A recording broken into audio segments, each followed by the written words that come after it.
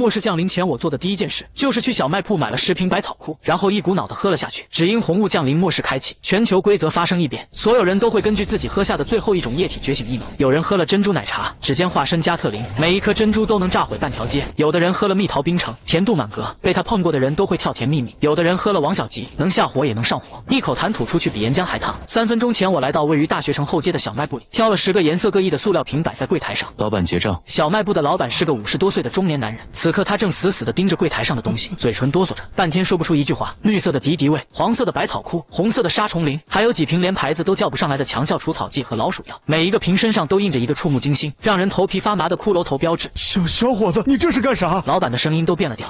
有啥想不开的跟叔说，千万别做傻事儿。他简直要疯了。开店10几年，见过买烟买酒的，见过买零食饮料的，甚至见过半夜来买计生用品的，可从没见过有人进门二话不说，把店里所有带毒的农药全扫到柜台上的。这10瓶随便一瓶都能送一个壮汉去见阎王。这小伙子是要干什么？开席吗？我没有理会老板的震惊，我的目光穿过小卖部满是灰尘的玻璃门，看向外面灰蒙蒙的天空。别人不知道，我却清楚得很。还有3分钟，3分钟后，一种来源未知的诡异红雾将席卷全球，届时世界规则将被改写，所有动植物都会发生恐怖的变异，而人类则会根据红雾降临前10分钟喝下的最后一种液体觉醒千奇百怪的异能。上一世我就在这红雾之中苦苦挣扎了10年，那时候我因为口渴，在红雾降临前喝了1瓶矿泉水，结果觉醒了最垃圾的 F 级异能纯净之水，每天只能凝聚出一杯毫无用处的纯净水，在那个食物和资源极度匮乏的末世里，成了最底层的废物。为了半块发霉的面包，去给那些强者当牛做马，最终在一次受潮中，被一个我舍命保护的女人从背后推进了变异兽的嘴里。临死前那撕心裂肺的痛苦和无尽的悔恨，我至今记忆犹新。没想到我竟然重生了，回到了红雾降临前的10分钟。这一次我绝不会再重蹈覆辙。什么茅台拉菲，什么红牛魔爪，在我看来都弱爆了。还有什么比农药更克制那些变异的动植物？小伙子，你听叔一句劝，赶紧把这些玩意儿放下，我给你报警了。老板看我不说话，眼神还直勾勾的，以为他魔怔了，颤抖着手就去摸手机。来不及了，我淡淡的吐出3个字，目光从天空收回，落在了柜台的农药上。我的眼神里没有恐惧，没有犹豫，只有一种近乎疯狂的决绝和期待。扫码，我拿出手机，点开了付款码。老板彻底懵了，这人是真疯了，买毒药还非要给钱，我不卖你赶紧走，不然我真报警了。我眉头一皱，没时间和这老板废话，看了一眼墙上的收款码，直接扫了500块过去，然后一把将柜台上的10瓶农药全部扫进怀里。钱付了。说完我不再看老板一眼，转身就朝门口走去。老板刚想追出去，却看到外面的天色瞬间变了，原本灰蒙蒙的天空不知何时已经被一种诡异的血红色所笼罩，那红色越来越浓，仿佛无尽的鲜血从天穹之上泼洒下来，将整个世界都染上了一层不祥的色彩。街上的行人纷纷停下脚步，惊恐的抬头望天，手机的拍照声和人们的惊呼声此起彼伏。那是什么？天怎么变成红色的了？世界末日吗？好吓人！紧接着所有人都看到那浓稠的红色开始化作雾气，缓缓的却又无法阻挡的从天而降。红雾来了！我站在小卖部门口，感受着空气中逐渐弥漫开来的腥甜气息。我知道就是现在，没有丝毫犹豫，我拧开那瓶绿色的敌敌畏，仰头就灌了下去。辛辣刺鼻的液体划过喉咙，像是刀子在割，一股灼烧感瞬间从食道蔓延到胃里，咕咚咕咚，周围的惊呼声仿佛离他远去，全世界都安静了，只剩下我吞咽液体的声音。一瓶，我面不改色，随手扔掉空瓶，又拧开了黄色的百草枯，咕咚咕咚，剧烈的痛苦开始在体内翻江倒海，我的5脏6腑仿佛都在被火焰焚烧溶解。2瓶杀虫灵，3瓶强效除草剂，4瓶。小卖部老板已经吓傻了，他瘫坐在地上指着我，嘴巴张得能塞下一个鸡蛋，却发不出任何声音。街上那些原本还在拍照惊呼的路人，也注意到了这个站在商店门口疯狂往嘴里灌不明液体的疯子。那个人在干什么？他在喝什么？我好像看到了骷髅头的标志，那是农药。疯了，绝对是疯了！世界末日来了，有人当场就自杀了。在所有人惊骇欲绝的目光中，我如同一个没有痛觉的机器，一瓶接着一瓶，将那10瓶足以毒死一头大象的烈性农药全部灌进了肚子里。当最后一滴液体落入腹中，我浑身的皮肤已经变成了诡异的青紫色，七窍中甚至开始渗出黑色的血液，剧烈的痛苦几乎要将他的意识撕碎。但我死死地咬着牙，眼中燃烧着不屈的火焰。我知道这是黎明前最黑暗的时刻，成了就能一步登天，败了不过是再死一次。就在我的意识即将被无尽的痛苦吞噬时，那铺天盖地的红雾终于将我彻底淹没。一瞬间，我感觉自己体内的10种剧毒仿佛被投入了催化剂的化学试剂，瞬间发生了无比剧烈的反应，一股无法形容的恐怖力量在我体内轰然炸开。叮，一个冰冷机械的声音在我脑海中响起，检测到宿主在红雾降临瞬间摄入超过10种致死性毒素，且生命体征维持最低标准，唯一性天赋判定成功。恭喜宿主激活唯一至高异能10全毒体，万物终结系统正式开启。脑海中冰冷的声音落下的瞬间，我感觉自己快要被撕裂的身体像是被注入了一股清泉，原本在我体内疯狂肆虐，足以将钢铁都融化的10种剧毒，在这一刻竟然温顺的像一只小猫，它们相互融合，最终化为一股奇异的墨绿色能量，流淌在它的4肢百骸。那种焚心蚀骨的痛苦消失了，取而代之的是一种前所未有的强大感觉。我能清晰地感受到自己的每一个细胞都在欢呼雀跃，疯狂地吞噬着周围空气中那让普通人致命的红雾。我长长地吐出一口浊气，那口气息竟是淡淡的绿色，落在地面上，一小块水泥地瞬间发黑，冒起了细微的青烟。我低头看了看自己的双手，皮肤上原本骇人的青紫色已经褪去，恢复了正常的颜色，甚至比以前更加白皙细密。七窍中流出的黑血也消失不见。宿主林渊，等阶一阶觉醒者，异能十全毒体为一至高，天赋能力、被动技能万毒不侵，免疫世间一切毒素及负面状态。红雾对你而言是最佳补品。主动技能毒素本源，你可自由操控体内融合的10种农药毒性，并将其具象化。当前可操控毒素、敌敌畏、百草枯、杀虫灵、百虫灵、强效除草剂、高效灭鼠灵。系统提示：吸收红雾能量可提升等阶，吞噬变异生物核心可解锁更高阶的定制毒素。看着脑海中浮现出的虚拟面板，我的心脏不争气的狂跳起来。赌对了，我真的赌对了。唯一至高异能，这可比上一世那些所谓的 S 级、SS 级异能强了不知道多少个档次。怪物啊！一声凄厉的尖叫打断了我的思绪。我抬起头，只见小卖部的老板正连滚带爬的往店铺深处看我的眼神，就像在看一个从地狱里爬出来的恶鬼。也难怪他害怕，任谁亲眼看到一个人面不改色的喝下10瓶农药，然后七窍流血，最后还好端端的站起来，都会被吓得魂飞魄散。我没有理会他，我的注意力被外面传来的骚乱声吸引了。红雾已经彻底笼罩了整条街道，能见度不足5米，街上乱成了一锅粥，汽车的碰撞声、人们的哭喊声，还有一些不属于人类的嘶吼声混杂在一起，构成了一曲末世降临的混乱交响乐。救命啊！我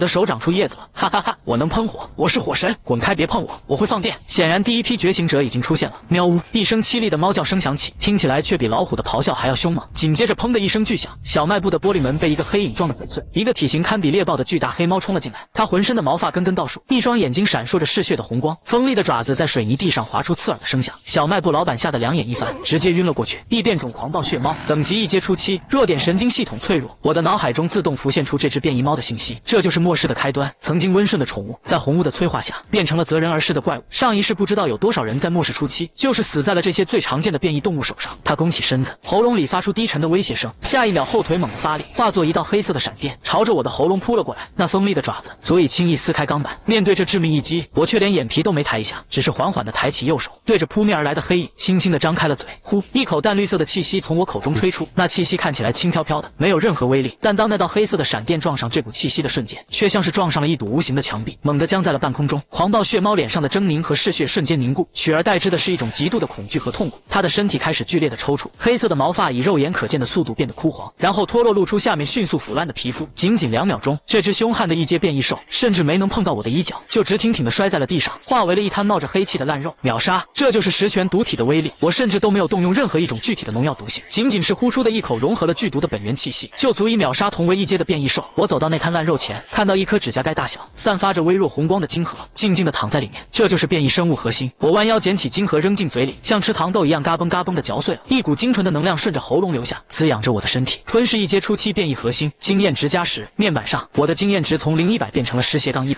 效率太低了。我摇了摇头，靠这种低级变异兽升级太慢，我需要更多的猎物，更高级的猎物。我的目光投向了小卖部外面，那片被红雾笼罩、充满了未知和危险的世界。在别人看来那是地狱，但在我看来那是一个巨大的宝库。该回学校了，我喃喃自语。学校里人多，意味着觉醒者也多，更重要的是那里有我上一世的仇人。我整理了一下衣服，看了一眼地上昏死过去的老板，没有再管他，径直走出了小卖部，身影很快消失在了浓郁的红雾之中。江城大学中心广场，此刻的广场上已经彻底乱了套。红雾降临的太过突然，大部分学生都陷入了极度的恐慌之中，尖叫声、哭喊声，还有各种觉醒了奇葩异能后的怪叫声，此起彼伏。快看，张少的身上在发光！天哪，好浪漫的光芒！张少觉醒了什么神仙异能？在一群人的簇拥下，一个穿着一身名牌、长相帅气的青年正满脸得意地伸出双手，他的掌心上正漂浮着一团玫瑰色的光雾，光雾之中甚至还有点金光闪烁，看起来华丽无比。他叫张浩，是江城大学有名的富二代，他爹是江城有名的地产商。就在红雾降临前，他正和一群狐朋狗友在学校附近的高级餐厅里品尝一瓶82年的拉菲，结果他就觉醒了。我将我的异能命名为血色浪漫。张浩一脸装叉地宣布道，享受着周围人崇拜的目光，这种感觉太爽了。他感觉自己就是天命之子，是电影里的主角。张少牛叉！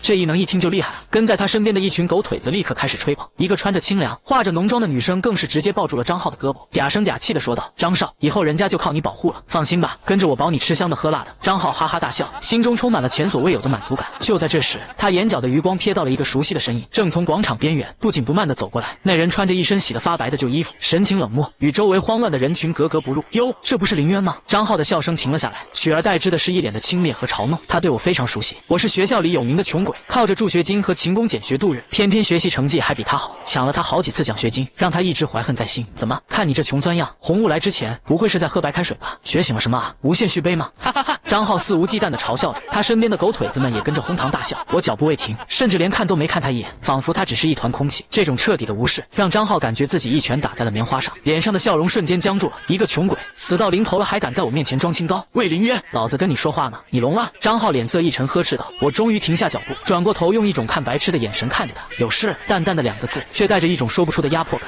在江城大学中心广场，张浩被我看得心里有些发毛，但随即就被怒火取代。你什么态度？信不信老子现在就废了你？张浩说着，将手中的血色浪漫光雾往前一推，那团看起来很华丽的光雾慢悠悠地飘向我。我静静地站着一动不动，光雾飘到我面前，然后就那么消散了。是的，消散了，像个屁一样，连个响声都没有。空气瞬间安静了下来。张浩脸上的表情精彩极了，从狰狞到错愕，再到涨成了猪肝色。怎么回事？我的异能呢？就这？我嘴角扯了扯，吐出2个字，然后转身就走，再也懒得理会这个小丑。你给我站住！张浩气急败坏地吼道。他感觉自己受到了奇耻大辱。就在他准备不顾一切冲上去的时候，广场的另一边突然传来了一阵骚动。大家快看，是校花苏清雪！哇，她觉醒了，好美啊！只见不远处，一个身穿白色连衣裙、气质清冷的绝色美女正静静地站在那里。她的周围空气中漂浮着点点冰晶，地面上甚至凝结出了一层薄薄的白霜。她正是江城大学公认的第一校花苏清雪。苏清雪的出现立刻吸引了所有人的目光，就连张浩也暂时忘记了我带来的羞辱，眼中露出了贪婪和占有的欲望。苏清雪家世显赫，人又长得跟仙女一样，是张浩一直以来的追求目标。只可惜对方从未正眼看过她。现在末世来了，秩序崩塌了。他张浩觉醒了强大的异能，而苏清雪一个弱女子，就算觉醒了又能有多强？只要自己表现出足够的实力，还怕她不乖乖就范？想到这里，张浩整理了一下衣服，脸上重新挂上了自认为帅气的笑容，朝着苏清雪走了过去。清雪，别怕，有我在，没人能伤害你。苏清雪只是淡淡的瞥了他一眼，目光冰冷，没有说话。他的视线越过了张浩，落在了那个刚刚被张浩挑衅的穿着旧衣服的男生身上。不知道为什么，他总觉得那个叫林渊的男生身上有种很特别的气质。面对末世降临，所有人都或惊恐或狂喜，只有他平静的像一潭深不见底的湖水。尤其是刚才张浩那华而不实的光雾飘到他面前自动消散的一幕，更是让苏清雪心中起了一丝疑虑。这个人不简单。就在广场上众人心思各异的时候，一阵令人牙酸的悉悉索索声从四面八方响了起来。所有人脸色一变，循声望去，只见广场四周的绿化带里，那些原本只是装饰用的冬青灌木，此刻像是活了过来一样，枝条疯狂地扭曲生长，变成了一条条粗壮的藤蔓，像毒蛇一样朝着人群蔓延过来。与此同时，地面开始震动，水泥地被拱裂，一只只体型硕大的变异老鼠呲着獠牙从下水道里钻了出来。天空上盘旋的鸽子也发生了变异，它们的体型膨胀了1倍，眼睛变得血红，尖锐的鸟会闪烁着金属般的光泽。天上地面地下，变异的动植物从四面八方形成了一个包围圈，将广场上数百名学生团团围住。怪物啊，救命啊！恐慌如同瘟疫一般，瞬间在人群中蔓延开来。都别慌，一群变异的畜生而已，看我血色浪漫的厉害！在这片混乱和尖叫声中，张浩的吼声显得格外突出。他想在苏清雪面前好好表现一番，这正是天赐良机。只见他双手高举，掌心中那团玫瑰色的光雾再次浮现，并且比之前更加浓郁，甚至隐隐有花瓣的虚影在其中飘荡。去死吧，杂碎们！张浩大吼一声，将光雾猛地推向了离他最近的一条正张牙舞爪扑过来的变异藤蔓。周围的狗腿子们立刻发出了夸张的惊呼：张少威武，太帅了！这就是强者的力量吗？苏清雪也蹙着眉头，紧紧地盯着那团光雾，他想看看这个所谓的血色浪漫到底有什么威力。在所有人的注视下，那团华丽的光雾准确无误地命中了变异藤蔓，然后什么都没有发生。光雾就像一团没有重量的颜料，融入了藤蔓之中，除了让那条藤蔓的颜色变得稍微鲜艳了一点之外，没有造成任何伤害。那藤蔓甚至还兴奋地挥舞了一下，仿佛在说再来点，全场死寂。张浩脸上的表情比吃了屎还要难看。我的异能可能是辅助系的，他涨红着脸给自己找了个蹩脚的理由。回答他的是那条变异藤蔓毫不留情的一记猛抽，啪一声脆响，张浩整个人像个破麻袋一样被抽飞了出去，在地上滚了好几圈，狼狈不堪。啊，张少，救命啊！他那群狗腿子瞬间作鸟兽散，那个刚刚还抱着他胳膊的浓妆女更是尖叫着跑得比谁都快。榜样的力量是无穷的，张浩的溃败成了压垮骆驼的最后一根稻草，整个广场彻底炸了锅。学生们哭喊着四散奔逃，但四面八方都是怪物，他们能跑到哪里去？一条藤蔓卷住了一个男生的脚踝，将他倒吊起来。另一边的变异老鼠一拥而上，瞬间将他分食干净。一只变异鸽子从天而降，尖锐的鸟喙直接啄穿了一个女生的头颅。这里不再是校园，而是人间地狱，一场单方面的屠杀盛宴。苏清雪的脸色也变得无比苍白，她双手合十，身前凝结出了一面半米厚的冰墙，暂时挡住了几条藤蔓的攻击。但她知道这只是杯水车薪，她的异能是喝了冰镇矿泉水觉醒的寒冰之处，虽然有一定防御和控制能力，但面对如此数量的怪物，她的体力正在飞速消耗，冰墙也开始出现裂痕。怎么办？难道今天就要死在这里了吗？苏清雪的心一点点沉了下去，她绝望地环顾四周，却意外地发现，在这一片混乱和死亡的景象中，有一个人自始至终都站在原地一动未动，是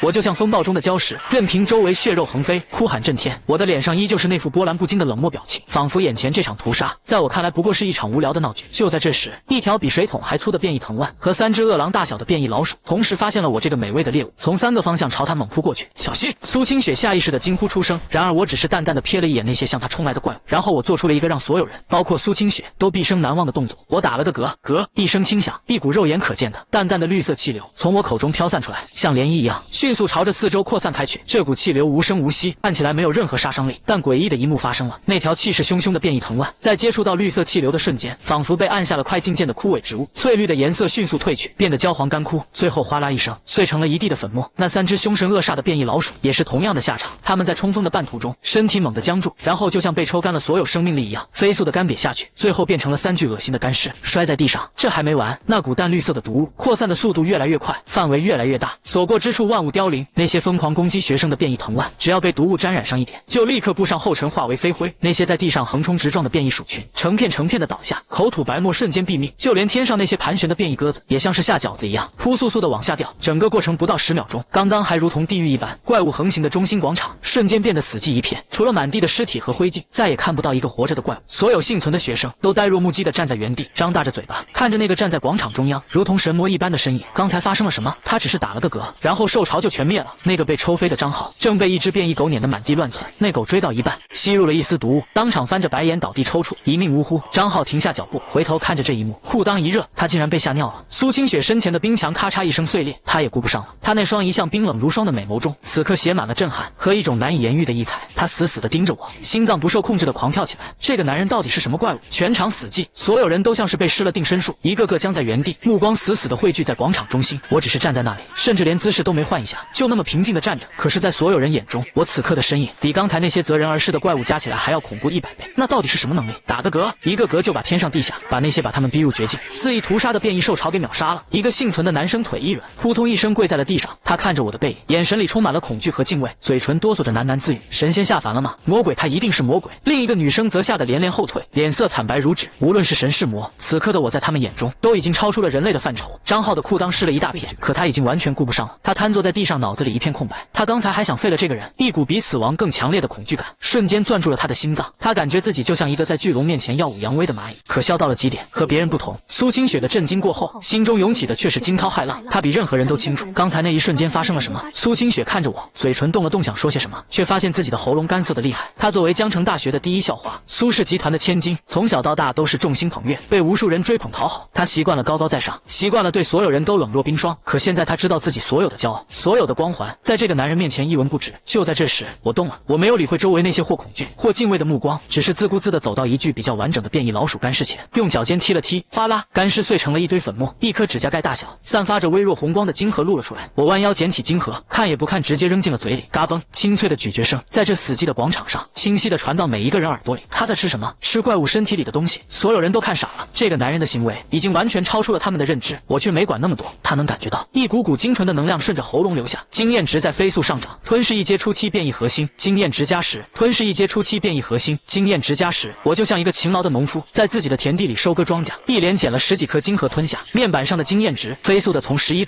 暴涨到了150-100。丁宿主等阶提升，当前等阶一阶终极觉醒者50500，异能十全毒体，一股暖流传遍全身。我感觉自己的力量又强了一分，我体内的那股墨绿色毒素能量变得更加凝练，操控起来也更加得心应手。不错，我满意地点了点头，这才是正确的升级方式，比一只杀效率高多了。做完这一切，我拍了拍手，仿佛只是做了一件微不足道的小事，然后转身准备离开这个是非之地。我要去寻找一个更安全更隐蔽的地方。学校里人多眼杂，目标太大，不是个好的据点。看到我要走，幸存的学生们顿时慌了，这个神魔一样的男人要是走了，他们怎么办？谁来保护他们？万一再来一波怪物呢？大佬别走了，求求你带上我们吧。大佬我什么都愿意做，只要你让我跟着你。瞬间几十个学生一窝蜂的围了上来，脸上写满了哀求和恐慌。我眉头一皱，心里有些烦躁，冷冷的吐出一个字，声音不大，却像一盆冰水浇在了所有人的头上。那股发自灵魂的寒意让所有人都不自觉地停下了脚步，不敢再靠近分毫。他们这才想起来，眼前这个人可不是什么救苦救难的菩萨，而是一个能打个嗝就灭掉整个兽巢的恐怖存在。就在人群陷入僵持的时候，一道身影鼓起了所有的勇气，从人群中走了出来，拦在了我面前。是苏清雪，她的俏脸依旧有些苍白，但那双美丽的眸子里却带着一种前所未有的坚定。林渊，她开口了，声音微微有些颤抖，但吐字很清晰。我停下脚步，淡漠地看着她。这个女人我有印象，上一世江城基地建成后，她凭借着家族的势力和不俗的冰系异能，成为了基地里有名的高岭之花，无数强者都想一亲芳泽。不过那都和我无关。有事？我的语气没有任何波澜。苏清雪深吸了一口气，仿佛用尽了全身的力气，她直视着我的眼睛，一字一句地说道：可以带我一起走吗？全场哗然，所有人都用一种见了鬼的表情看着苏清雪。这可是苏清雪啊，是那个对任何追求者都不假辞色的冰山校花。她现在竟然在主主动请求一个男生带她走，而且是用这种近乎哀求的语气。我看着她，眼神里闪过一丝玩味。我为什么要带你？你很漂亮，但在末世里漂亮是最没用的东西。我的话很直接，也很伤人。苏清雪的身体晃了一下，脸色更白了。她知道我说的是事实，在绝对的力量面前，她的美貌、她的家世都一文不值。但她没有放弃，她咬着嘴唇，几乎要咬出血来。她放下了所有的骄傲和自尊，用一种近乎卑微的语气急切地说道：“我家在城西的云顶山有一栋别墅，那里有独立的安保系统和发电机，还储存了足够吃1年的食物和水。那里很安全，比学校安全100倍。只要你带我过去，那栋别墅里的一切都归你。只要你能带我走，到时候你想对我做什么都可以。”为了活下去，她押上了自己最大的筹码。听到这话，我的眼睛终于亮了一下。别墅、独立的安保和发电机，还有足够吃1年的物资，还赠送一个暖床的，这可真是瞌睡了就有人送枕头。我正愁没地方落脚，这不就来了吗？上一世我可是在废墟里啃了1个月的发霉面包，才勉强找到一个能遮风挡雨的狗窝。可以，我点了点头。苏清雪喜极而泣，紧绷的神经终于松懈下来，眼泪不受控制的流了下来。周围的学生们看到这一幕，眼睛都红了。凭什么苏清雪就可以被带走？就因为她有一栋别墅。大佬，我家也有别墅在城东，我家有厂房，里面全是吃的，带上我吧，我会暖床。一个女生甚至喊出了这样的话，我彻底不耐烦了，转过头冷冷地扫了那群人一眼，再多说一句就和他们一个下场。我的目光落在了地上那些怪物的尸体上，整个广场瞬间再次鸦雀无声。我不再理会这群人，对还愣在那里的苏清雪说道：“走了，带路。”苏清雪连忙擦干眼泪，快步跟了上去。两人一前一后，在数百道复杂目光的注视下，走出了广场，身影很快消失在了红雾之中，直到他们的背影彻底看不见，广场上压抑的气氛才轰然爆发。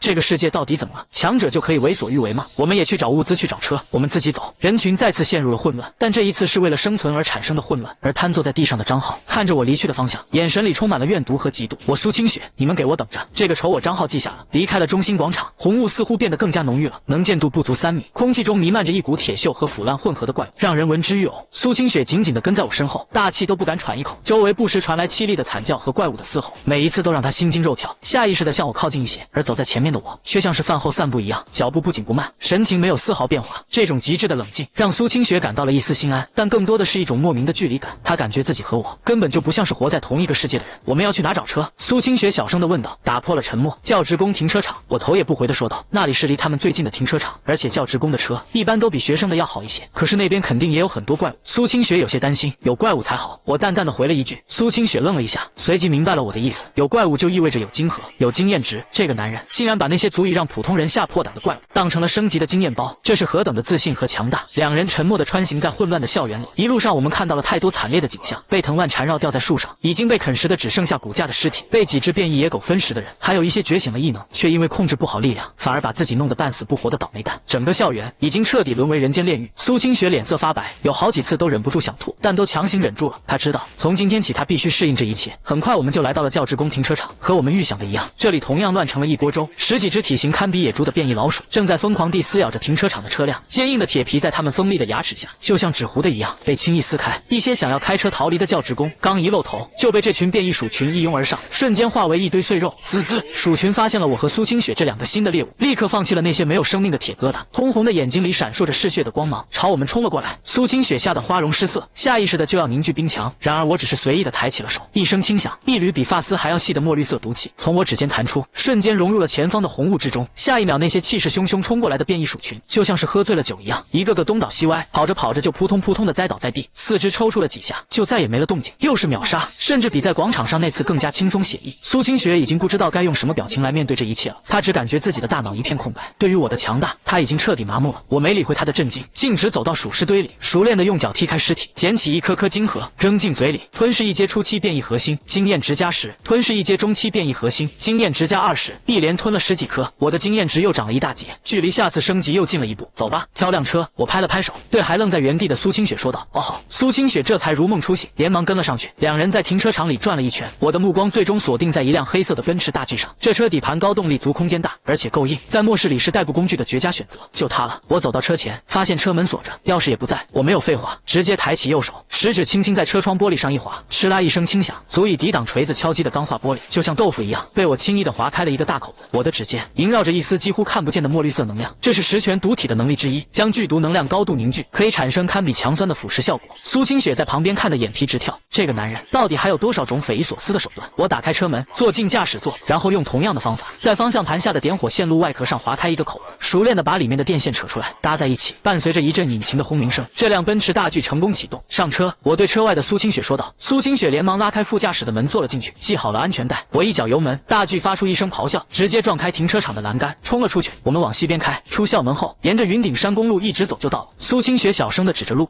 我应了一声，专心开车。车子在红雾弥漫的道路上行驶，一路上我们又遇到了好几波零散的变异兽，但都被我随手释放的一丝毒气轻松解决，甚至都没能让车速慢下来。看着窗外飞速倒退的末世景象和身边这个强大到令人发指的男人，苏清雪的心情无比复杂。她知道自己赌对了，跟着这个男人，她才有可能活下去。就在这时，前方不远处传来了一阵喧闹声，只见几辆车横在路中间，组成了一个简易的路障。10几个手持棍棒钢管的男人正拦住了一辆想要通过的私家车。下车，把车和吃的都交出来，快点，不然弄死你们！为首的一个光头壮汉手里拿着一把消防斧，满脸横肉，看起来凶神恶煞。车里是一对年轻的夫妻，吓得脸色惨白，抱着头瑟瑟发抖。求求你们别抢我们的车，我们还要去找孩子！男人哭着哀求道。去你的，老子也要活命！光头壮汉根本不听，一斧子就砸碎了车窗玻璃，伸手就要去拽车里的人。末世降临，秩序崩塌，人性的恶在这一刻暴露无遗。苏清雪看到这一幕，眼中闪过一丝不忍，她下意识地看向身边的男人。我的表情没有任何变化，甚至连看都没多看那些人一眼，只是握着方向盘，脚下的油门踩得更深了。奔驰大 G 的引擎发出了野兽般的咆哮，速度不减，如同一头钢铁猛兽，直直地朝着路障撞了过去。那些拦路的男人都吓了一跳，我去，哪来的疯子，快躲开！光头壮汉也是脸色一变，他没想到竟然有人敢这么硬闯。他举起消防斧，色厉内荏地吼道：“给老子停下，不然老子砍死你！”然而回答他的是更加狂暴的引擎轰鸣声。奔驰大 G 像一辆失控的坦克，直接将那几辆横在路中间的破车撞得七零八落，其中一辆甚至被顶飞了出去。那几个躲闪不及的男人更是连惨叫都没来得及发出一声，就被卷入车底，瞬间变成了一滩肉泥。光头壮汉运气好，躲得快，但也被巨大的冲击力掀翻在地，滚了好几圈。他惊恐地抬起头，只见那辆黑色的猛兽连停顿一下都没有，就那么从他同伴的尸体上碾过去，绝尘而去，很快消失在了红雾的尽头。车里苏清雪紧紧地抓着安全带，脸色比刚才看到怪物时还要苍白。她转过头看着面无表情开着车的我，嘴唇动了动，却一个字都说不出来。刚才那一瞬间，她清楚地看到我的眼神里没有一丝一毫的怜悯或犹豫，那些人在我眼里仿佛和路边的石子没什么区别。这一刻，苏清雪才真正明白，在这个末世里，有时候人比怪物更可怕，而她身边这个男人，无论是对怪物还是对人都拥有着同样冷酷的生杀予夺的权利。奔驰大 G 在红雾中疾驰，车内的气氛有些压抑。苏清雪好几次想开口说些什么，但看着我那张冷峻的侧脸，话到嘴边又咽了回去。她不知道该说什么，谴责他滥杀无辜。别开玩笑了，刚才那种情况，如果我有半点犹豫，现在被抢被杀的可能就是我们了。他只是一时间还无法接受这种残酷的现实。这个世界真的变了，还有多远？我的声音打破了沉默。快了，前面那个路口右转上山就是。苏清雪回过神来，连忙指路。我点了点头，按照她的指示，拐上了一条蜿蜒的山路，越往山上开，红雾似乎就越淡薄一些，视野也开阔了不少。10几分钟后，一扇雕花的黑色铁艺大门出现在他们面前，大门紧闭着，旁边高高的院墙上还拉着一圈电网，上面不时有蓝色的电火花闪过。就是这里了。苏清雪松了一口气，脸上露出了一丝喜色。这里是江城有名的富人区云顶山别墅区，他家的这栋是位置最好，安保系统也最顶级的一栋。我停下车打量了一下四周，这里的确是个不错的据点，地势高视野好，易守难攻，而且看着电网的架势，备用电源应该还在正常运转。怎么进去？我问道。我来。苏清雪推门下车，走到大门旁的一个识别器前，将自己的脸对准了摄像头，低面部识别通过，虹膜识别中低，虹膜识别通过，欢迎回家，清雪小姐。一个电子合成音响起，厚重的铁门缓缓向两侧滑开。我开车驶入院子，铁门在他身后再次关闭。院子很大，有草坪，有泳池，还有个小花园。正中央是一栋3层楼高，装修的如同宫殿般奢华的欧式别墅，和外面那如同地狱般的景象比起来，这里简直就是天堂。然而我的眉头却微微皱了起来。我看到别墅门口停着另外2辆车，一辆保时捷卡宴，一辆奥迪 A8，而且别墅2楼的窗户后面似乎有人影晃动。这里不止我们2个人，你家还有别人？我熄了火，转头问道。苏清雪也看到了那2辆车，脸上的喜色淡了下去，取而代之的是一丝厌恶和不快。应该是我叔叔和我表哥他们。他低声说道。红雾来的时候，他们可能正好在附近，就跑到这里来避难了。你和他们关系不好？我从他的语气中听出了一丝端倪。苏清雪自嘲地笑了笑。我爸就我叔叔一个弟弟，从小就对他百般照顾，公司也分了他不少股份，可他就是个喂不熟的白眼狼，整天就想着怎么把我爸从董事长的位置上弄下来，自己当家。我那个表哥更是个吃喝嫖赌样样精通的废物，仗着家里有几个钱，在外面坏事做尽。我听完了然地点了点头，看来又是一出豪门争斗的戏码。不过现在是末世了，这些以前的恩怨都变得不值一提，现在唯一重要的就是实力。下车吧。我推门下车，麻烦总归是要解决的。我们2人刚走到别墅门口，大门就从里面被拉开了。一个和苏清雪有几分相像，但气质要庸俗得多的中年妇女，一看到苏清雪，立刻夸张地叫了起来：“哎呦，我的好侄女，你可算回来了，担心死婶婶了。”说着，她就要上来拉苏清雪的手。苏清雪不着痕迹地躲开了，冷淡地喊了一声：“婶婶。”中年妇女脸上闪过一丝尴尬，但很快又恢复了热情的笑容。她的目光落在了苏清雪身后的我身上，她上上下下地打量着我，看到我那一身洗得发白的旧衣服，眼神里立刻带上了一丝毫不掩饰的鄙夷。清雪啊，这位是……不等苏清雪回答，一个吊儿郎当的声音就从门内转了出来，还能是谁？看这穷酸样，八成是清雪的哪个穷同学，想跟着来咱们这儿混吃混喝呗。话音落下，一个穿着一身潮牌、头发染成黄色的青年，叼着烟边歪歪扭扭的走了出来，他就是苏清雪的表哥王伟。王伟贪婪的目光在苏清雪凹凸有致的身材上扫了一圈，然后才斜着眼看向我，语气轻佻的说道：“魏小子，我们这里可不养闲人，想留下也行，以后这别墅里的脏活累活就都归你了。”在他看来，末世来了，他爸和他很快就能接管苏家的一切。苏清雪这个小美人也迟早是他的囊中之物。至于这个不知道从哪冒出来的穷小子，能给他当条狗都是他的福气。我连眼皮都没抬一下，直接把他当成了空气，迈步就要往别墅里走。你聋了？老子跟你说话呢！王伟见自己被无视，顿时火了，伸手就要去推我的肩膀。王伟，你干什么？苏清雪脸色一变，厉声喝道：“我是我的救命恩人，是我请他来这里的，你给我放尊重一点。”救命恩人？王伟愣了一下，随即像是听到了什么天大的笑话，夸张的大笑起来。救他？一个穷鬼，他能救你？清雪，你不是被吓傻了吧？你是不是不知道，我也觉醒了异能，我才是能保护你的人。说着，王伟得意洋洋地伸出手，掌心呼的一下冒出了一团微弱的火苗，大概就跟打火机的火苗差不多大。看到了吗 ？F 级异能掌心火，以后我就是火系异能者了！哈哈哈！王伟满脸得意，仿佛自己已经天下无敌。他身后的中年妇女，也就是他妈刘芬，也立刻附和道：“就是清雪啊，现在世界都乱了，你一个女孩子家就该找个强大的男人依靠。我看我们家小伟就很好嘛，你们表兄妹亲上加亲，多好啊！”苏清雪听着这对母子一唱一和，恶心的差点吐出来。她正要反驳，一个故作威严的声音从客厅里传来：“好了，都别在门口吵了，像什么样子，让他进来吧。”一个戴着金丝眼镜，看起来斯斯文文，但眼神深处却透着精明和贪婪的中年男人，端着一杯红酒从客厅的沙发上站了起来。他就是苏清雪的叔叔王德发。清雪回来了就好，外面这么乱，快进来歇歇吧。王德发假惺惺地说道，目光却在我身上一扫而过，眼神里的轻蔑和王伟如出一辙。在他们一家人看来，我不过是个运气好抱上了苏清雪大腿的穷小子罢了。我根本没理会这一家子跳梁小丑，径直走进了别墅。他需要先检查一下这里的环境和物资，没工夫跟这些蠢货浪费时间。他这种彻底无视的态度，彻底激怒了王伟。给脸不要脸！王伟把烟头狠狠地摔在地上，眼中闪过一丝阴狠。爸，就让这小子进来，等会儿有他好看的，我要让他知道谁才是这里的主人。王德发推了推眼镜，没有说话，算是默许了。在他看来，也确实需要给这个不知天高地厚的年轻人一个下马威，让他认清自己的身份。别墅里除了王家三口，还有一个穿着女仆装，看起来20岁左右，长相清秀，正战战兢兢地站在一旁的小保姆。她叫萧兰，是这里的住家保姆。红雾降临后，吓得不敢出门，就一直待在别墅里。她看着走进来的我，又看了看一脸不怀好意的王伟一家，清秀的脸上写满了担忧和害怕。她能感觉到这个看似平静的别墅里，一场风暴即将来临。我走进别墅，就像回自己家一样，完全无视了客厅里那一家三口。我首先打量了一下别墅的布局，一楼是巨大的客厅、餐厅、厨房，还有一个影音室。2楼和3楼应该是卧室和书房，整体结构很不错，窗户都是防弹玻璃，防御力尚可。我的目光最终落在了厨房的方向。我现在最关心的是物资。喂，你当这里是你家啊？乱看什么？王伟见我压根不理他，还自顾自的东张西望，感觉自己的威严受到了严重的挑衅，几步冲上来，再次拦在了我面前。小子，我再跟你说一遍，想留在这里就得守这里的规矩，我爸才是这里的一家之主。现在立刻马上给我爸道歉，为你的无礼道歉。王伟伸出手指，几乎要戳到我的鼻子上。苏清雪脸色一寒，立刻站到我身前，冷冷的看着王伟。王伟，你闹够了没有？我是我请来的客人，不是你的下人，你再敢对他不敬，别怪我不客气。说着，他掌心寒气涌动，周围的空气温度都下降了几分。哟呵，为了一个外人还要跟我动手。王伟非但不怕，反而更加兴奋了。来啊，我倒要看看你那只能动冰块的异能能不能挡住我的掌心火。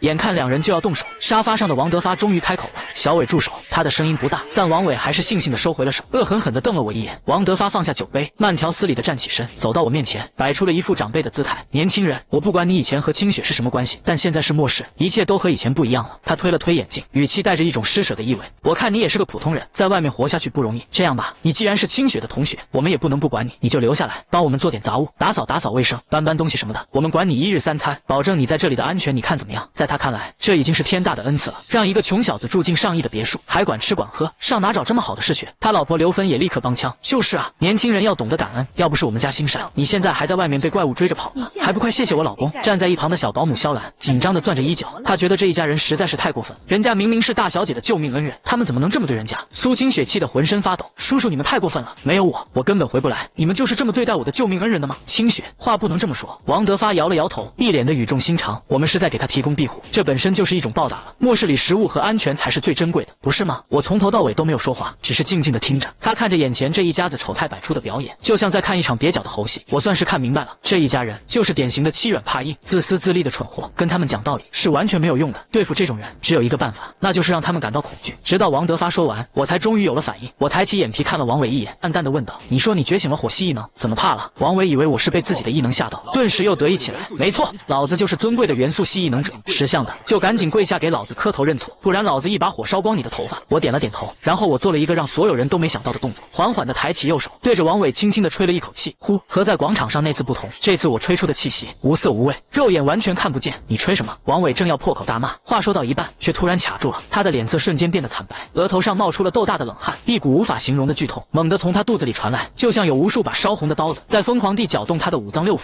王伟捂着肚子，痛苦地弯下了腰，嘴里发出了不似人声的呻吟，紧接着扑通一声，他整个人直挺挺地跪倒在地，身体剧烈地抽搐起来，眼耳口鼻之中竟然开始渗出丝丝缕缕的黑血。这突如其来的一幕把所有人都吓傻了。小伟，小伟，你怎么了？刘芬和王德发反应过来，尖叫着扑了上去。别碰他！我冷冷地吐出3个字，我的声音仿佛带着魔力，让正要扶起王伟的两人动作猛地一僵，下意识地缩回了手。所有人的目光都惊恐地汇聚到了我身上。刚才发生了什么？他只是吹了口气，然后王伟就变成这样了，这到底是什么妖术？你对他做了什么？王德发指着我，声音都在发抖，脸上的斯文和镇定早已荡然无存，只剩下无尽的恐惧。我只是让他明白一个道理。我的目光缓缓地从跪在地上抽搐的王伟转移到王德发和刘芬的脸上，最后落在了那个吓得瑟瑟发抖的小保姆萧兰身上。我的声音不大，却像重锤一样敲在每个人的心上。从现在起，这座别墅我说了算，我说的话就是规矩，谁赞成谁反对。我环视一周，眼神淡漠，却带着一种不容置疑的威压。王德发和刘芬看着地上痛苦挣扎，眼看就要不行的儿子，又看了看眼前这个神情冷酷如同魔神般的年轻人，吓得魂飞魄散，哪里还敢说半个不字。每每一见王德发嘴唇哆嗦着，几乎是从牙缝里挤出这几个字：我们没意见，求求你，求求你救救我儿子，他快不行了。刘芬更是直接哭喊着哀求起来。我没有理会他们，而是看向了苏清雪。苏清雪的心脏也在狂跳，迎上我的目光，她深吸了一口气，压下心中的震撼，用清冷而坚定的声音对所有人宣布道：从今天起，林渊就是这座别墅的主人。我满意地点了点头，这个女人还算聪明。最后我的目光落在了小保姆萧兰身上，萧兰被我一看，吓得身体一抖，差点瘫坐在地上。她只是个普通人，哪里见过这种阵仗？你过来，我对她说道。萧兰吓得快哭了，但还是不敢违抗，迈着发软的腿，一步步挪到了我面前，低着头不敢看我，去给她倒杯水。我指了指地上快要翻白眼的王伟，萧兰愣住了，不只是她，所有人都愣住了，这是什么意思？都这样了，还给她倒水喝？虽然不解，但萧兰还是不敢多问，连忙跑到厨房，哆哆嗦嗦地倒了一杯水，端了过来。我接过水杯，走到王伟面前，居高临下地看着他，然后屈指一弹，一缕几乎看不见的绿色能量瞬间融入了水杯中，喝了它。我把水杯递到王伟嘴边，王伟此刻意识已经开始模糊，求生的本能让他张开嘴，大口大口地将那杯水喝了下去。神奇的一幕发生了，一杯水下肚，王伟身上的剧痛竟然以肉眼可见的速度开始消退，他不再抽搐，七窍中流出的黑血也止住了，惨白的脸色也慢慢恢复了一丝血色。几分钟后，他除了看起来有些虚弱之外，竟然跟没事人一样从地上爬了起来。所有人都看傻了，这就好了，一杯水就把一个快死的人给救回来了，这到底是什么神仙手段？王伟自己也是一脸的懵逼，他摸了摸自己的肚子，又摸了摸自己的脸，发现真的不疼了，血也止住了。他看向我的眼神彻底变了，之前的嚣张和怨毒消失的无影无踪，取而代之的是发自灵魂深处的最原始的恐惧。他终于明白，自己刚才是在鬼门关前走了一遭，而眼前这个年轻人就是那个能随时把他推下去，又能随时把他拉回来的，掌控着他生死的神，或者说魔鬼。现在谁是这里的主人？我看着他又问了一遍。扑通，王伟双腿一软，没有丝毫犹豫，直接跪在了我面前，脑袋重重地磕在地上。您是主人，我错了，我有眼不识泰山，求您饶我一条狗命，我再也不敢了。他的声音里带着哭腔，充满了恐惧和谄媚。至此，这座别墅的归属权再无任何争议。王伟的下跪像是一个开关，王德发和刘芬夫妇俩也终于从巨大的恐惧和震惊中反应过来。他们对视一眼，都从对方眼中看到了惊恐和后怕。他们毫不怀疑，如果刚才他们有半句废话，现在跪在地上求饶的可能就是他们两个了。林先生，是我们有眼无珠，是我们不对，您大人有大量，千万别跟我们一般见识。王德发连忙换上了一副谦卑到极点的笑容，对着我连连鞠躬。他那副前倨后恭的样子，看得苏清雪一阵反胃。刘芬也赶紧附和道：是啊是啊，林先生，以后您就是我们家的大恩人，您让我们干什么我们就干什么。我懒得再看这几个跳梁小丑一眼，立威的目的已经达到，我现在有更重要的事情要做，你跟我来。我对旁边还处于呆滞状态的小保姆萧兰说道。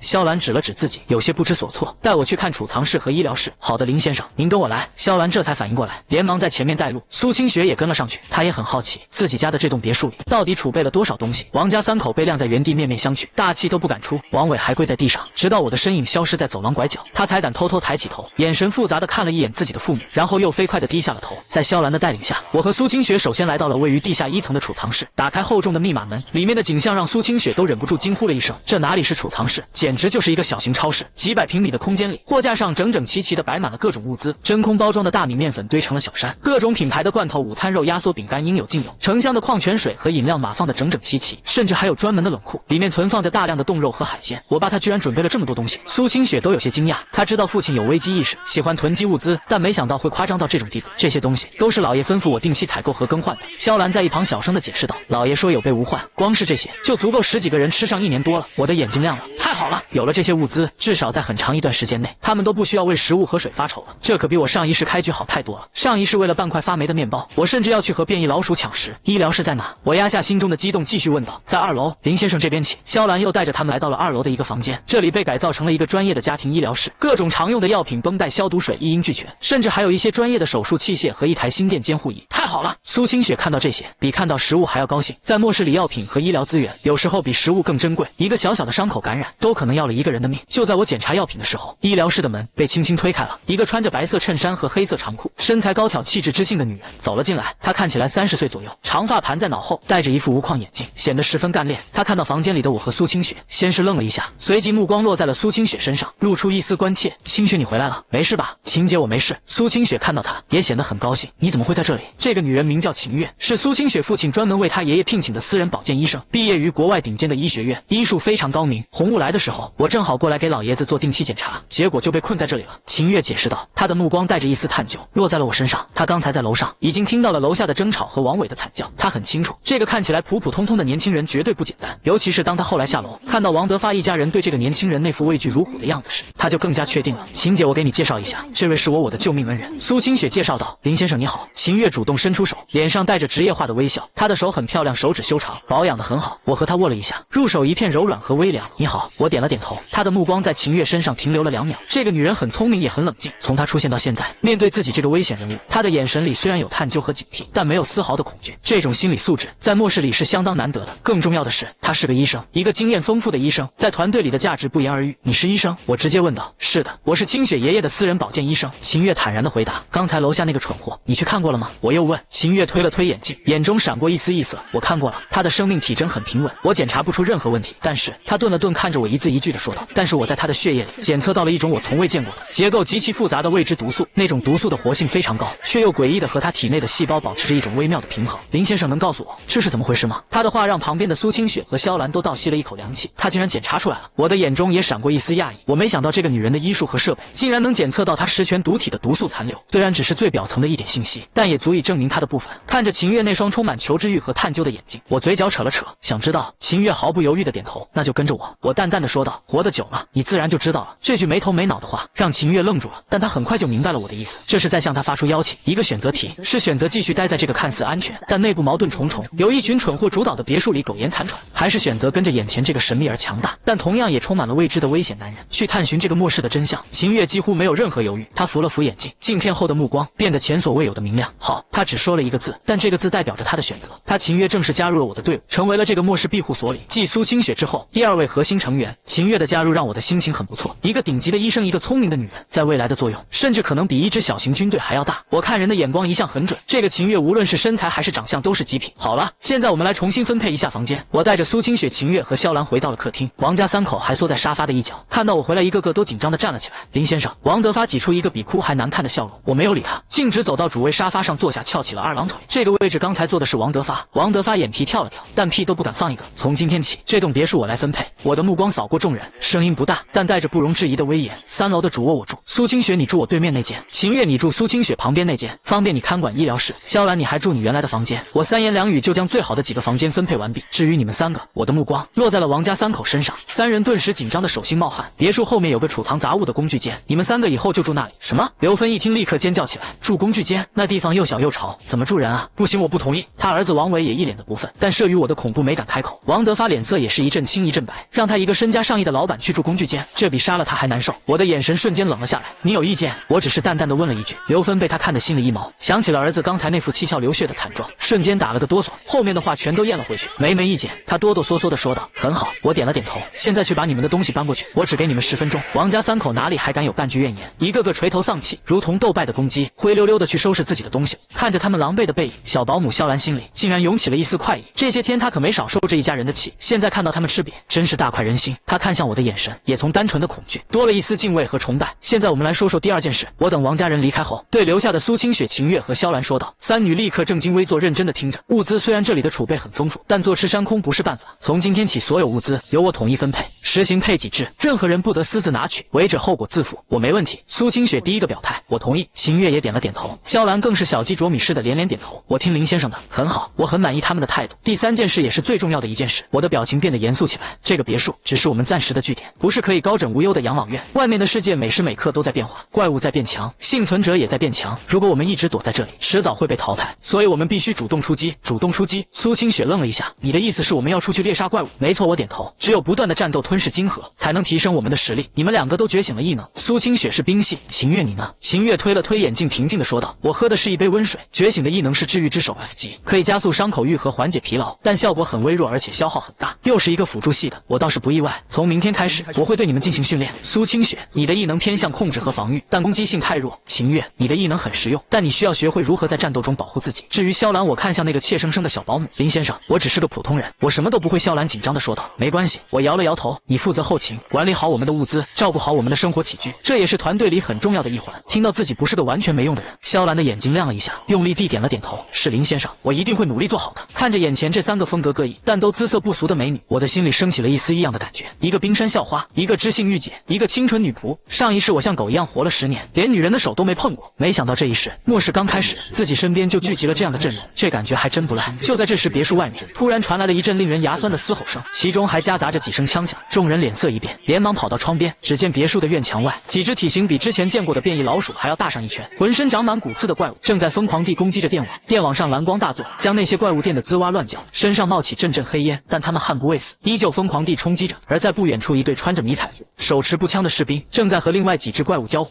但普通的步枪子弹打在那些怪物身上，只能溅起一串火星，根本无法造成有效的伤害。我的眼神微微一凝，军队终于出现了，但我关注的重点却不在这里。我的目光死死地锁定在那些冲击电网的长满骨刺的怪物身上。异变种异阶中期装甲刺鼠，弱点腹部柔软，毒素抗性低，备注吞噬其晶核，有极低概率解锁硬化骨刺相关毒素定制方向，解锁定制毒素。我的呼吸瞬间变得急促起来。我的10拳毒体虽然强大，但目前能用的还只是那10种农药的原始毒性，而系统提示过吞噬变异生物核心可以解锁更高阶的定制毒素，比如可以专门麻痹神经的毒素，可以专门腐蚀金属的毒素，甚至可以产生幻觉的毒素，这才是10拳毒体真正恐怖的地方。而眼前这些装甲刺鼠就是我解锁新能力的第一块敲门砖。待在别墅里，不要出去。我对身后的3女扔下一句话，眼神中燃烧起炙热的战意。明天不，我现在就要开始。我的嘴角勾起一抹冰冷的弧度，转身径直朝着别墅大门走去。林渊，你要干什么？外面危险！苏清雪急忙喊道。我没有回头，只是抬起手随意的挥了挥，一群开胃小菜而已。厚重的别墅大门在我面前缓缓开启，门外夜色已深，空气中怪物的嘶吼、电流的滋滋声和远处零星的枪声交织在一起，构成了一曲末世的死亡交响。我一步踏出，身影瞬间融入了这片危险的夜色之中。苏清雪追到门口，看着那扇缓缓关闭的大门，脸上写满了担忧。别担心，他不是鲁莽的人。秦月走到他身边，扶了扶眼镜，目光深邃地看着门外。他这么做一定有他的理由，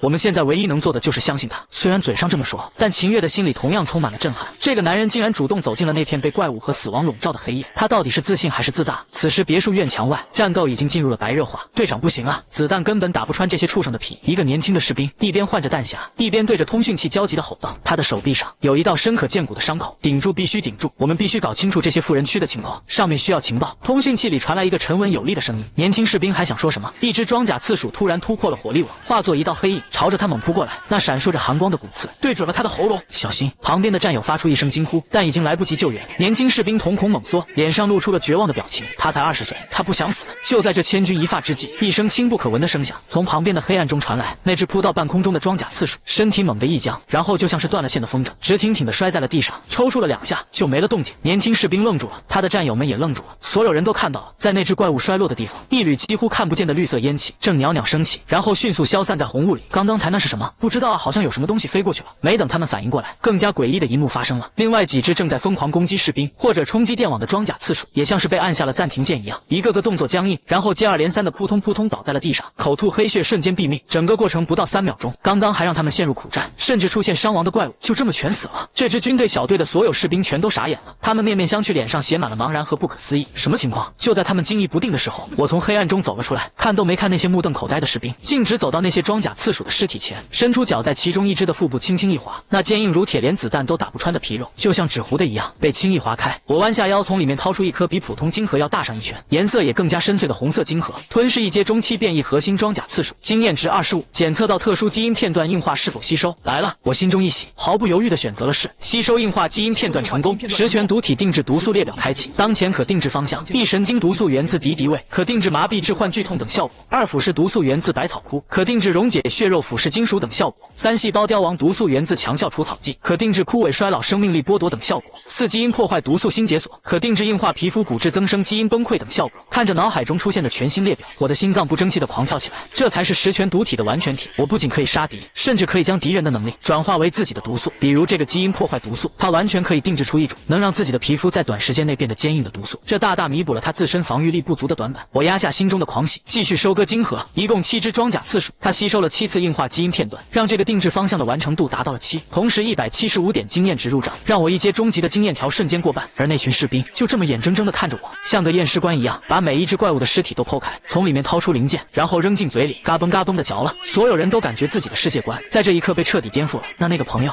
终于一个看起来像是队长的中年军官，鼓起勇气，小心翼翼地开口了：“你是什么人？”我嚼碎了最后一颗晶核咽了下去，才抬起头瞥了他们一眼。路过，我淡淡的吐出2个字，然后转身就要走。这些怪物的等级太低，给的经验和基因片段都太少了，他需要更高级的猎物。哎，朋友，请等一下！队长连忙追了上来，拦住了我。有事？我眉头一皱。是这样的，队长脸上挤出一个尽量友善的笑容，指了指自己和身后的士兵。我们是江城警备区猎鹰特战小队的，我叫雷毅，是这支小队的队长。我们奉命前来探查城西的幸存者情况。然后呢，我们想向您请教一下。雷毅的姿态放得很低。您刚才是用什么方法杀死这些怪物的？是某种新型的毒气武器吗？他很清楚，眼前这个年轻人绝对是一个强大的觉醒者，而且是那种超乎他们想象的强大。如果能把他争取到军队的阵营，那对于人类未来的反击将会有着不可估量的作用。我看着他眼神里闪过一丝玩味，想知道。是的，这对于我们研究如何对付这些怪物至关重要。雷毅一脸诚恳地说道。可以，我点了点头，但这是我的秘密，我凭什么要告诉你们？雷毅愣了一下，随即明白了我的意思。情报交换。他咬了咬牙，沉声说道：只要您愿意告诉我们您需要什么，只要我们能办到，一定满足您。我需要更高级的怪物。我的目光投向了山下那片无尽的黑暗，哪里有2阶或者更强的变异兽？2阶？雷毅倒吸了一口凉气，他身后的士兵们也是一脸的骇然，1阶的怪物就已经让他们束手无策了，这个年轻人竟然张口就要找2阶的，他疯了吗？江城体育中心。雷毅深吸了一口气，说出了一个地名。根据我们的侦查，那里盘踞着一只体型巨大的变异蜘蛛，疑似已经达到了2阶。我们派去的一个侦察排全军覆没。体育中心，我点了点头，记下了这个地名。现在可以告诉我你的秘密了吗？雷毅紧张地问道。我看着他突然笑了，我的秘密就是……他顿了顿，在所有人好奇的注视下，缓缓地张开了嘴，呼一口淡绿色的气息，被他吹向了旁边的一块1人多高的景观石。在所有人惊骇的目光中，那块坚硬的石头在接触到绿色气息的瞬间，就像是被泼了强酸的泡沫，无声无息地开始消融塌陷，短短几秒钟就化为了一滩冒着黑烟的粘稠液体。雷毅和他的队员们全都看傻了，一个个张大了嘴巴，眼珠子都快瞪出来了。看清楚了吗？我转过头看着他们，我就是毒气。雷毅和他的队员们一个个僵在原地，眼珠子瞪得溜圆。那曾经是一块1人多高的坚硬石头，就这么在几秒钟之内被那个年轻人吹了一口气，化成了一滩烂泥。我那句轻飘飘的话，此刻像一把1000斤重的巨锤，狠狠地砸在每个士兵的心上。原来他不是使用了什么毒气武器，他本人就是最恐怖的毒气源头。雷毅的喉结上下滚动了一下，艰难地咽了口唾沫。他感觉自己的后背已经完全被冷汗浸湿了。他刚才还想招揽这个男人，开什么玩笑？这种存在是他们能够招揽的吗？他对着我敬了一个无比标准的军礼。感谢您的解惑。我没再理会这群被吓傻的士兵，我的目的已经达到了。一是拿到了体育中心的情报，二是用绝对的实力震慑住了这支力量。我很清楚，随着时间的推移，官方一定会整合力量，建立幸存者基地，和他们打交道是迟早的事。现在让他们提前认识到自己的不可招惹，可以省去未来很多不必要的麻烦。我转身重新走向那扇在夜色中显得格外厚重的别墅大门。队长，我们年轻士兵看着我的背影，声音都在发抖。闭嘴！雷毅低声喝道。今天看到的一切，听到的一切，全部烂在肚子里，没有我的允许，一个字都不准向外透露。是。所有士兵立刻立正，齐声应道。别墅内，客厅的灯光开得雪亮，但气氛却压抑得让人喘不过气。苏清雪、秦月和萧兰3个女人都站在巨大的落地窗前，紧张地望着外面。已经过去10分钟了，怎么一点动静都没有了？萧兰攥着衣角，小脸上写满了担忧。刚才外面又是枪声又是怪物嘶吼，可突然之间一切都安静了下来。这种死寂反而更让人心慌。那些怪物不会已经攻破电网了吧？苏清雪的脸色也有些发白，她不敢想象，如果林渊出了什么意外，他们这群人在这栋别墅里还能撑多久？只有秦月，虽然眉头也紧锁着，但表现得还算镇定。她扶了扶眼镜，冷静地分析道：应该不会，如果电网被攻破，备用电源会发出警报，现在一切正常，说明防御系统还在运作。她顿了顿，目光穿过黑暗，望向院墙的方向。我更好奇的是，为什么战斗会突然停止？那些士兵还有林渊他们怎么样了？就在3人心中七上八下的时候，咔嗒，别墅大门处传来一声轻响，3女的心同时提到了嗓子眼，猛地转过头去，只见那扇厚重的门缓缓开启，一道熟悉的身影不紧不慢地从门外走了进来。是林渊，他回来了！苏清雪几乎是第一时间冲了过去，她跑到我面前，上上下下地打量着我，看到我安然无恙，那颗悬着的心才终于放了下来。你没事吧？外面的怪物呢？她急切地问道。解决了。我淡淡地吐出3个字，换上拖鞋径直走向客厅的沙发。苏清雪、秦月和萧兰都愣住了，那可是连军队都感到棘手的装甲次数，听声音数量还不少。他就这么一个人出去溜达了一圈，然后就解决了。你是怎么做到的？秦月跟了上来，他推了推眼镜，镜片后的那双知性美眸里写满了探究和好奇。作为一名顶级的医生和科研人员，他对一切未知事物都有着近乎偏执的求知欲。我的强大和神秘对他而言，就像一个充满了致命诱惑的潘多拉魔盒。想知道？我瞥了他一眼，秦月毫不犹豫的点头。我我倒了杯水喝了一口，那就待在我身边，好好做事，总有一天你会看到的。我的话让秦月再次一愣，又是这种高深莫测的调调，但不知道为什么，他心里非但没有感到不满，反而涌起了一丝理所当然的感觉。是啊，像他这样的人，他的秘密又岂是自己想知道就能知道的？自己现在不过是他庇护下的一个员工而已，想要探知老板的核心机密，自然要先表现出自己的价值。秦月想通了这一点，心中再无波澜，只是平静地点了点头。我明白了，林先生，他这种迅速调整心态、摆正自己位置的能力，让我多看了他一眼。这个女人确实很聪明。林先生，您饿不饿？我去给您做点夜宵吧。一旁的小保姆肖兰终于找到了自己能插上话的机会，连忙殷勤地说道：“她现在对我是又敬又怕，还带着一丝小女生对强者的崇拜。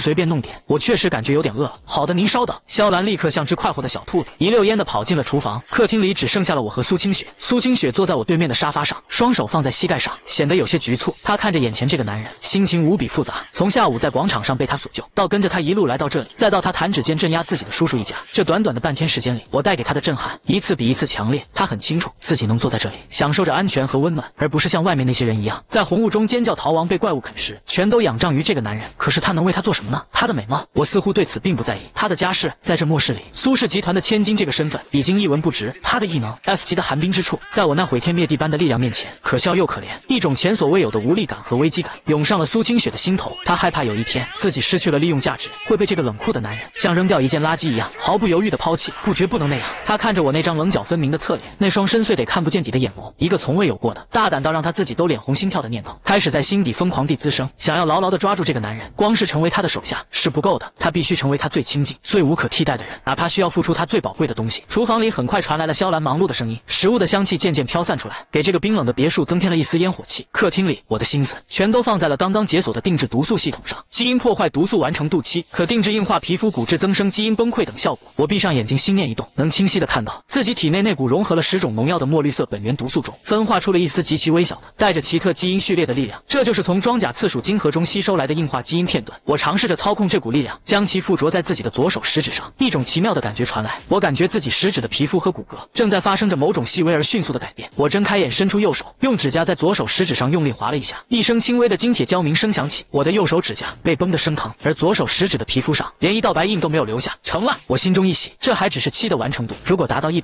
岂不是能让自己的身体在瞬间获得堪比那些怪物的防御力？有了这个能力，我面对更高级的敌人时，就有了更多的保命底牌。林先生，夜宵好了。肖兰端着一个托盘走了过来，上面放着一碗热气腾腾的海鲜粥，还有几样精致的小菜。放这吧。我收回了思绪。清雪小姐、秦月小姐，你们的也好了，我这就去端。肖兰又小跑着回了厨房，很快3碗粥都摆在了茶几上。秦月倒是很自然地坐下，拿起勺子小口地吃了起来。她似乎已经完全适应了现在的生活节奏。苏清雪却显得有些心不在焉，她拿着勺子在碗里搅来搅去，半天没有吃一口。她的脑子里还在反复天人交战。她偷偷地抬起眼，飞快地瞥了一眼正在喝粥的我。自己真的要那么做吗？她会接受吗？如果她拒绝了，自己以后还怎么面对她？万一她觉得自己别有用心，对自己产生了恶感？苏清雪越想越乱，一张俏脸也变得忽明忽暗。不吃！我的声音突然响起，苏清雪吓了一跳，手里的勺子都差点掉进碗里。吃我吃的！她连忙低下头掩饰着自己的慌乱，大口地往嘴里扒了一口粥，滚烫的粥烫得她舌头都麻了，眼泪差点流出来。慢点吃，没人跟你抢！我皱了皱眉，这个女人从刚才开始就奇奇怪怪的。一旁的秦月将这一切都看在眼里，她扶了扶眼镜，镜片后的目光闪过一丝了然。作为一名医生，她对人心的洞察远比一般人要敏锐，她大概能猜到这位苏家大小姐此刻在纠结什么。吃完夜宵，肖兰麻利地收拾了碗筷，别墅里再次安静了下来。我累了，先上楼休息了。我站起身准备回房，今天也经历了不少事，虽然身体不累，但精神上还是需要放松一下，而且我想趁热打铁，再好好研究一下那个定制毒素。深夜1点多，苏清雪站在我房间门前，心脏不争气地狂跳起来，她的手抬起又放下，反复了好几次，却始终没有勇气敲下去，脑子里乱糟糟的。随后深吸一口气，像是做出了最终的决定。咚咚咚，清脆的敲门声在安静的走廊里显得格外清晰，每一个音节都像是敲在苏清雪自己的心上。房间内，我正盘腿坐在床上，我没有开灯，整个房间都笼罩在从窗外透进来的那诡异的血红色月光之中。我正在沉浸式的体验着自己新获得的能力，将那一丝硬化毒素在全身的皮肤表层缓缓地流转，每流经一处，我都能感觉到那里的皮肤和肌肉在发生着极其细微的变化，变得更加致密、更加坚韧。这种感觉很奇妙，就像是在给自己穿上了一件看不见的由自身细胞构成的铠甲。虽然目前这层铠甲还很薄弱，但我相信只要吞噬更多的同类型晶核，将硬化基因的完成度提升上去，总有一天我能做到肉身硬抗炮弹。就在我专心致志的修炼时，敲门声响了起来，我的思绪被打断，缓缓睁开了眼睛。苏清雪，她来了！我的嘴角勾起一抹玩味的弧度。时间1分1秒的过去，门外的苏清雪感觉自己快要窒息了。敲完门后，里面却没有任何回应。她是不在房间里，还是她根本就不想见自己？就在她心中越来越忐忑，甚至开始怀疑自己是不是做错了，准备转身逃离的时候，门锁转动的声音清晰地传来。门开了，一道门缝出现在他眼前，门缝里是一片深邃的黑暗。苏清雪的心猛地提到了嗓子眼，他知道我就在门后，在等他进去。他没有再犹豫，迈开脚步推开门走了进去。在他踏入房间的瞬间，身后的房门砰的一声自动关上了，整个世界瞬间陷入了无边的黑暗和寂静。